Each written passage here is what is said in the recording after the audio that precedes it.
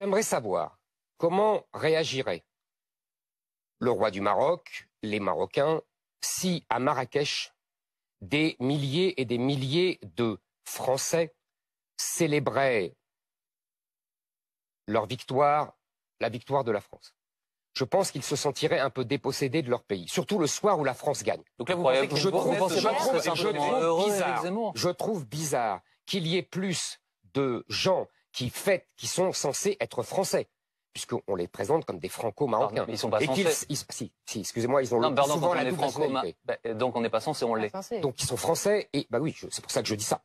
Si vous m'interrompez pas, vous allez comprendre pourquoi je dis ça. Non, mais je suis obligé de vous interrompre. Non, ils sont censés. Laissez-moi finir. Je vous assure, je parle comme j'ai envie et vous me reprenez après, mais pas quand je parle. Qui sont censés être français et qui célèbrent la victoire du Maroc. Qui célèbrent la victoire du Maroc le jour où la France gagne. Je n'ai pas vu. Pardon. Non, après aussi.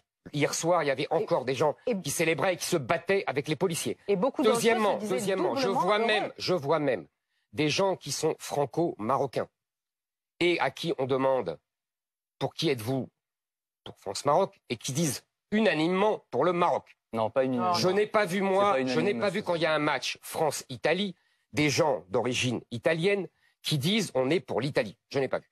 En tout cas, on a entendu énormément de supporters dire qu'ils étaient doublement heureux à voir les deux drapeaux.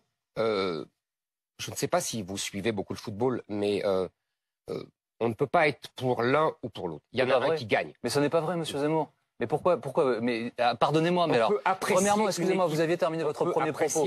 Donc, comme vous m'y avez gentiment autorisé, même s'il s'agit de mon émission, je vais le redire, on n'est pas censé être d'une nationalité, on l'est ou on ne l'est pas. Absolument. Ça, c'est un fait, c'est juridique. Ça. Premier élément. Oui, juridiquement, il n'y a pas de problème. Deuxième élément. Je parlais du cœur. Oui, moi, je vous parle des faits. Deuxième élément, complètement, vous ne pouvez pas vous dire, on n'a pas le droit d'être pour deux équipes. Je vais vous dire, par exemple, moi, je supporte les Girondins de Bordeaux et le SCO d'Angers, deux équipes. Bon, voilà. Non, ça n'a rien à voir, c'est pas deux pays.